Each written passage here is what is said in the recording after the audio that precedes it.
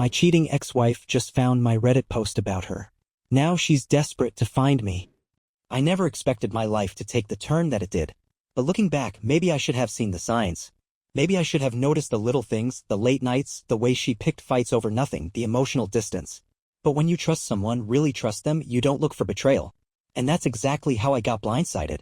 I'm Paul, 32, and this all started back in February 2022 when I found out my wife of 3.5 years had been cheating on me. The day I discovered it, I packed my things, disappeared, and never looked back. Until now. Now, years later, she's still trying to track me down. Still trying to talk. And after running into her for the first time since I left, I'm questioning everything. But let me start from the beginning. My wife, Kathy, 30 at the time, and I met at a mutual friend's barbecue. She was beautiful, articulate, and confident, way out of my league, or so I thought. But for some reason, she liked me, rough edges and all. Our connection was instant, and within 8 months we were married. The first few years were great. Sure, I had a job that required me to travel every 5 weeks for a few days, and she worked long hours as a director at a technical sales firm, but we made it work. Or at least, I thought we did. Things started to shift around our 3rd year of marriage. Kathy became short-tempered, distant, and easily irritated. Every little thing seemed to spark an argument, and whenever I asked about her increasingly late nights and work outings, she would lash out. She always had an excuse. It's part of the job, she'd say. I have to do this to move up. If I pushed back, she'd throw my travel schedule in my face. You're gone all the time. You don't get to question where I go. I wanted to believe her. I even offered to cut back on my work trips if it would make things easier. But every conversation went in circles. Then, in September 2021, she started going out 3 or more nights a week after work. At first, I chalked it up to networking. She worked with a lot of male executives, and I knew she had to play the game to climb the corporate ladder. But something felt off. One night, it finally hit me. Kathy came home late carrying grocery bags. She asked me to help unload the car, and as I reached into the back seat to grab some bags, I saw something pink peeking out from under the passenger seat. It was a bra. And not just any bra, hers. I recognized it immediately because she always bought them from the same store. But the part that made my stomach turn? Kathy had this habit. Whenever she got in the mood, she'd take off her bra first, sliding it off under her clothes. I stood there frozen, staring at it. My brain was scrambling to make sense of it, trying to rationalize why it would be stuffed under the seat of her car. Nothing made sense. I left it there. I didn't say a word. But from that moment on, I knew. I didn't confront her right away. Instead, I watched. Paid attention. Gathered clues. I wanted to be wrong. I told myself that if I just showed her more affection, more attention, she'd snap out of whatever funk she was in. So, one Friday, I planned a surprise. I cooked dinner, set the table with candles, bought a nice bottle of wine, and even picked up roses. I wanted to remind her of what we had, to bring back even a fraction of what we used to be. When she walked in, I greeted her with a smile, motioning to the setup. She barely reacted. Just sighed and gave me the sad little smile before saying, "I already have plans. I'm meeting my coworkers for drinks." I felt like I had been punched in the gut. She was standing there, dressed up, makeup perfect, smelling like expensive perfume, and all I could think about was who she was meeting. She noticed my face drop and offered me a quick dinner before she left, like I was a damn afterthought. I stayed quiet, just watching her as she walked toward the bedroom. She needed to shower first. Something inside me snapped. While she was in the bathroom, I grabbed my work phone, the one I used for business trips, and hid it in her car. I had already been thinking about doing this for weeks, just to track her location, but this was the moment I finally did it. Then I walked back to the kitchen and threw the entire meal in the trash. When she came out dressed to kill, she gave me a confused look. "I thought we were eating?" I shrugged. "Never mind. Go enjoy your night." She smirked. "Are you mad?" I just shook my head. "I'm just disappointed." She rolled her eyes, mumbled something about me being overdramatic, and left. That was the last time she walked out of our apartment, thinking I wouldn't know where she was going. The second she was gone, I pulled out my phone and checked the location tracker on my work phone. The little blue dot moved down the highway heading toward downtown. I already knew where she was going. She had been frequenting the same bar after work, a spot where her colleagues liked to hang out. I had never been there with her, but I knew enough to suspect she wasn't there for business. I got in my car and followed. By the time I arrived, her car was already in the parking lot. I pulled into a spot across the street, my heart pounding so hard it felt like it might burst out of my chest. For almost an hour, I just sat there, my fingers clenched around the steering wheel, watching the entrance. And then there she was. She walked out smiling, laughing, looking carefree in a way I hadn't seen in months. But she wasn't alone. A man followed close behind her. I recognized him immediately, one of the executives from her company. I had seen him once before at a company holiday party. Older than Kathy, maybe late 40s, dressed in a tailored suit, the kind of guy who looked too polished, too put together. The type that knew exactly how much power he held over the people around him. My stomach twisted as I watched him put his hand on her lower back, guiding her toward his car. Then, right in front of me, he pulled her in and kissed her. My mind went blank. I had been hoping, praying, that I was wrong. That maybe all the signs were just paranoia. But there it was. Undeniable. They broke apart, laughing like two people who had done this 100 times before. Then they got into his car and drove off. I didn't even have to check my phone to know where they were going. But I did anyway. The little blue dot was already moving. And it wasn't heading home. I followed them 10 minutes down the road to a hotel. I parked on the street, watching as they got out, still touching, still lost in their little bubble. She didn't even hesitate. Didn't look over her shoulder and didn't check to see if anyone was watching. Because in her mind, no one was. I watched as they disappeared inside. And that was the moment something in me snapped. I wasn't even angry anymore. I just felt nothing. Like someone had flipped a switch in my brain and turned everything off. I gripped the steering wheel so tightly my knuckles turned white. My heart wasn't racing anymore. My body wasn't shaking. It was like I had disconnected from myself entirely. I didn't even realize I was moving until I was already driving. I had no destination in mind. I just knew I needed to get the hell out of there. I drove for 30 miles before I finally stopped. The place I ended up at was a small roadside bar, the kind of place where no one asks questions. I parked, walked inside, and ordered a drink. I must have looked as bad as I felt because the bartender, a woman in her 40s with tired eyes and a sharp mouth, gave me a long look before saying, "You look like you just lost everything." I half smiled. Yeah, you could say that. I didn't plan on talking to anyone. But then a guy sat down next to me and struck up a conversation. Something about him was immediately disarming. He wasn't pushy, wasn't trying to pry, just talking. Before I knew it, the whole story tumbled out of me. How I had followed my wife, how I had watched her walk into a hotel with another man, how I was sitting here, completely lost, not knowing what to do next. He listened, nodding like he'd heard it all before. And then he clapped me on the back and said something I'll never forget. "Buddy, you're not alone. This happened to me a few years ago. And let me tell you, your life can either get better from here or worse. That choice is entirely up to you." Something about the way he said it shook me out of my daze. I had been sitting here, drowning in self-pity, wondering how I was going to survive this. But the truth was, I already had my answer. I needed to leave. His name was Ree, and as it turned out, he wasn't just offering advice. He had a solution. "I've got a travel trailer sitting on my property," he said. "It's not much, but if you need a place to clear your head, you're welcome to check it out." I stared at him, trying to figure out if he was serious. He was. Something about the idea of just disappearing, getting away from everything, living in a place where no one could find me felt right. That night, as I drove back home, the thought kept circling in my mind. What if I actually did it? When I walked into our apartment, Kathy was already there, lounging on the couch like she hadn't just spent the night in another man's arms. She looked up at me, eyes narrowing. "Where were you?" I stared at her for a long moment. Then I asked, "Are you having an affair?" She stiffened just for a second. But that second was all I needed. Then she scoffed, rolling her eyes. "No. Where's this coming from?" I didn't even react. Just watched her, waiting. She frowned. "Who told you that?" I shrugged. "Someone." Her face twisted. "You're being ridiculous." That was it. No denial. No shock. Just deflection. I could have pushed. Could have demanded answers, yelled, screamed, made her admit it. But I didn't. Because at that moment I realized something important. I didn't need her confession. I already knew the truth. And I already knew what I was going to do. The next morning, I woke up with my decision already made. I was going to leave. Not in some dramatic, confrontational way. I wasn't going to fight or beg for answers. I wasn't even going to give her the satisfaction of a messy breakup. I was just going to disappear. For the next week, I moved in silence. While Kathy was at work, I started quietly taking my things out of the apartment, packing my essentials, my clothes, my work equipment. I didn't take everything at once. Just a little at a time, making sure she wouldn't notice. Each day, I drove out to Ree's property, the place where he kept the travel trailer he had offered me. It was small and nothing fancy, but it had everything I needed. And most importantly, it was mine. Meanwhile, back at home, Kathy started acting differently. I don't know if she sensed something was off or if she just felt guilty, but suddenly she was being nice again. She wasn't picking fights. She wasn't coming home late. One night, she even cooked dinner and sat with me at the table acting like nothing had happened. It was almost laughable. But I played along. I let her believe everything was fine. Because the truth was, she was already in my past. Then, a week later, she dropped a bombshell. "I have a work trip next week," she said casually over breakfast. "It's just a few days. The executive team and some department heads are going." I looked at her and just smiled. I hope you have a great time with your boyfriend.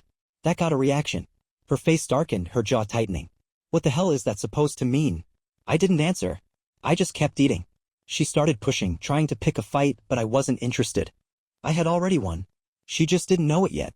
Her work trip was the perfect opportunity. The second she left for the airport, I went into overdrive. I gathered the last of my things, everything I cared about, and packed it up. I didn't take any furniture. Didn't take any of the things we bought together. I wanted her to come home and see the space I left behind. Before I walked out the door, I left a note on the kitchen table. It wasn't some emotional letter. No long explanations. Just 4 words written on a piece of paper. I hope it was worth it. I put my wedding ring on top of it, turned around, and walked out. I never looked back. That night, I turned off my phone. For the first time in years, I felt light. Free. No more lies. No more suspicions. No more waking up every day wondering if my wife was sneaking off with another man. I was done. For the first week, I ignored everything. I didn't check my messages. I didn't listen to my voicemails. I didn't care what Kathy had to say. She was no longer my problem. Then, on the night she came back, my phone exploded. Calls. Texts. Voicemails. The first few messages were confusing. Where are you? What's going on? Then they turned panicked. Paul, please call me. I don't know what's happening. And finally? Denial. Whatever you think you know, it's not true. Please, just talk to me. I didn't respond. Because I didn't need to. She had already told me everything when she walked into that hotel with him. For the next 2 weeks, she kept trying.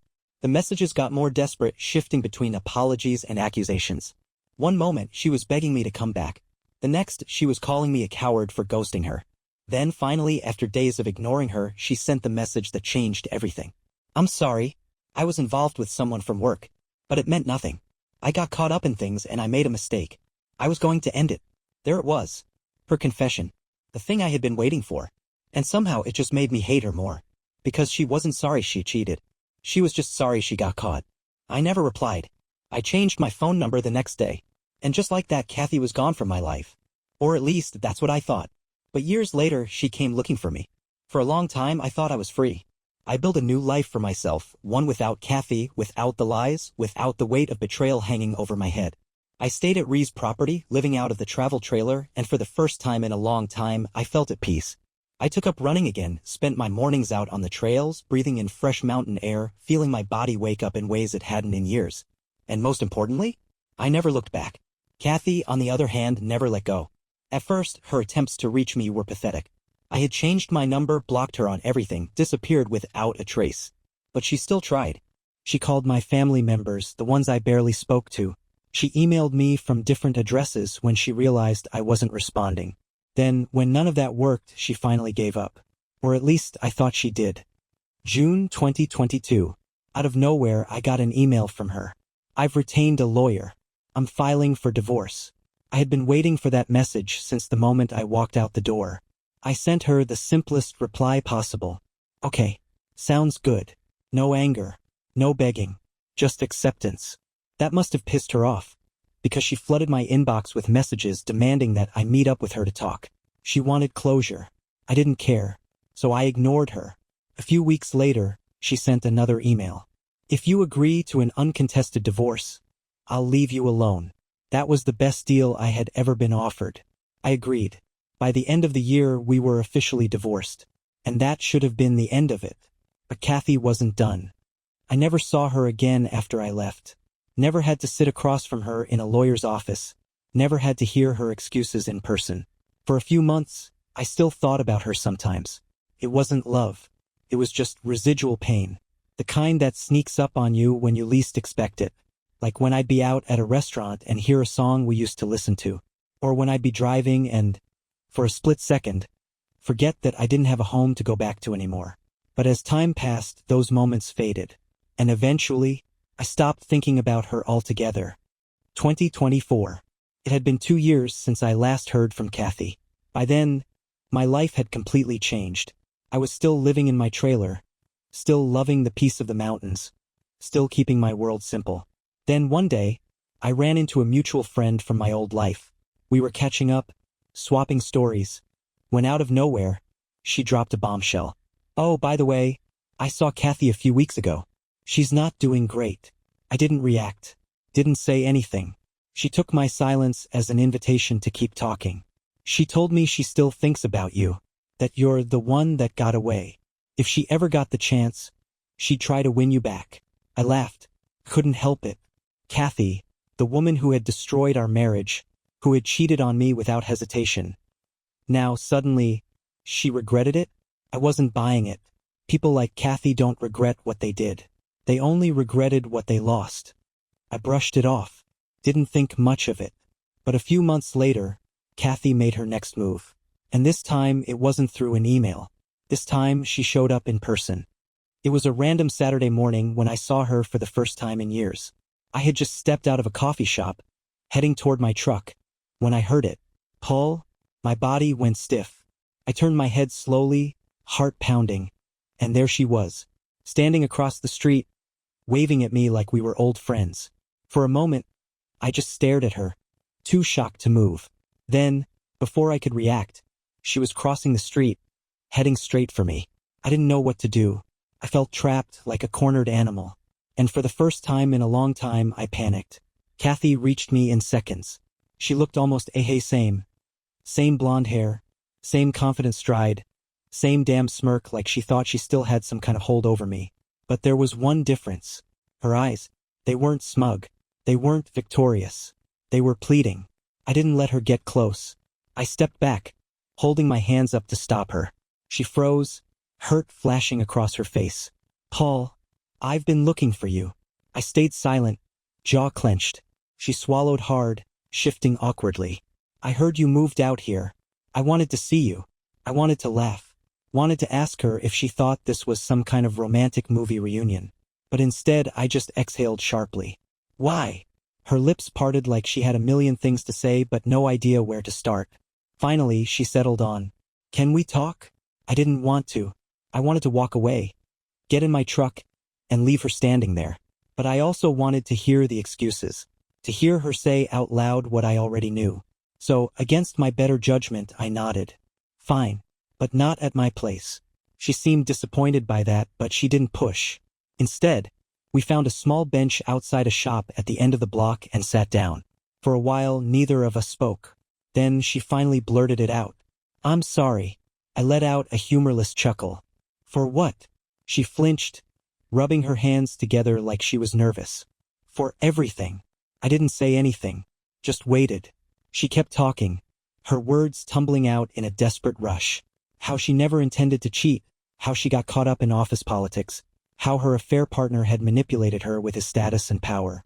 She had thought she was using him just as much as he was using her. But in the end, she had just ruined her life. I just watched her, waiting for her to finally be honest. And then, after a long pause, she said something real. I hated myself the entire time. The drinking, the late nights, it was all to numb the guilt. I thought I could stop. But then, after you left, I realized I had already destroyed everything. I didn't feel bad for her. Not one bit. She could talk about guilt all she wanted, but at the end of the day, she still made a choice. A choice that blew up our marriage.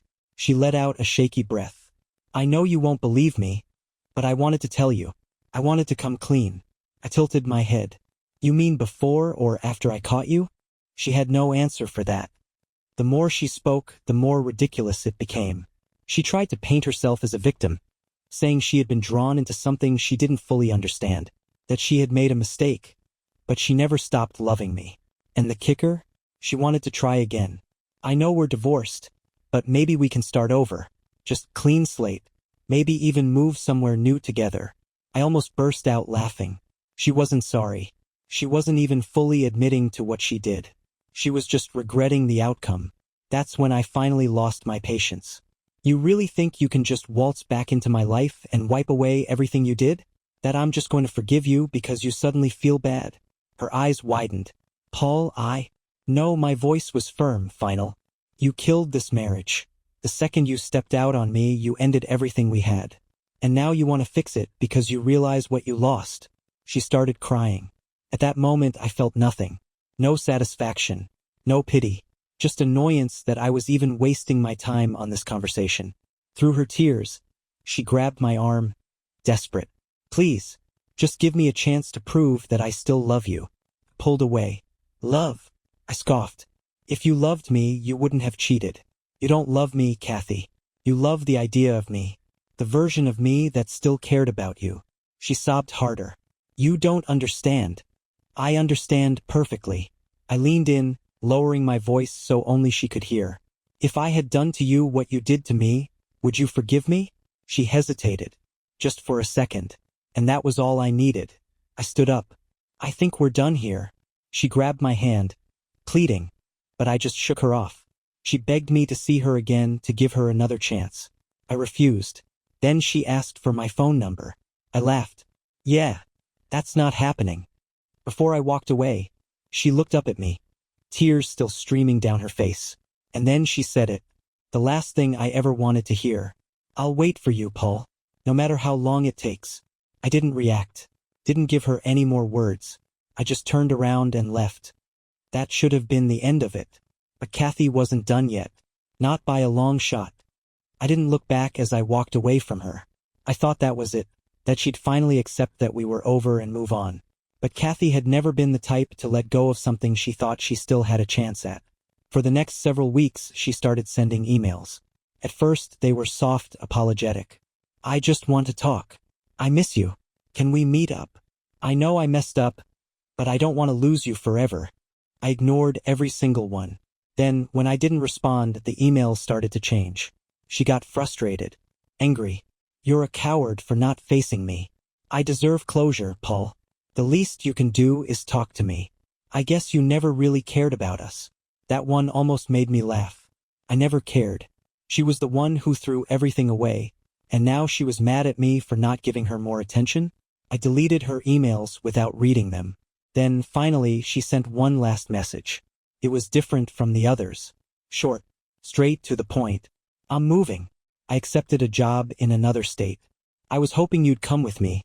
But I guess that's not happening. That was the moment I knew for sure. She wasn't sorry for what she did. She wasn't reaching out because she regretted hurting me. She was reaching out because she was alone.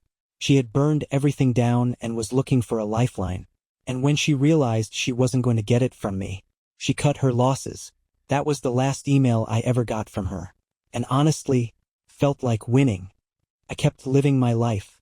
No more surprises. No more drama. No more looking over my shoulder, wondering when Kathy would try to drag me back into her mess. For the first time in years, I felt like I could breathe. But then, a year later, she found a new way to make my life difficult. And this time, it was completely unexpected. I was at the airport, heading out for a business trip, when I heard someone say my name. I turned around, and my stomach dropped. Kathy, standing there in the terminal, looking right at me. For a second, neither of us spoke. Then, she walked toward me. Paul, I sighed, already exhausted. Kathy, she smiled smug, like she knew something I didn't. Then she pulled out her phone and waved it at me. So, I read your Reddit post. My blood ran cold.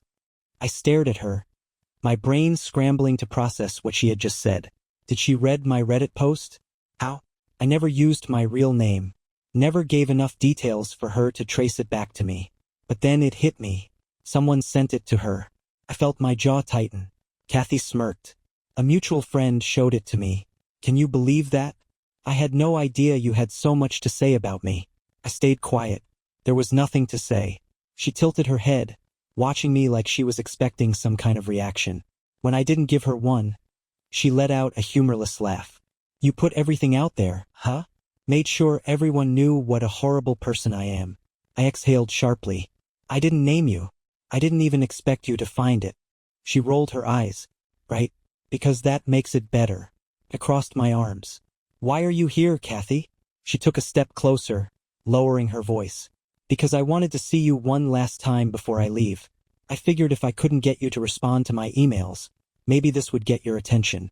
I shook my head. You don't need my attention. You need to move on.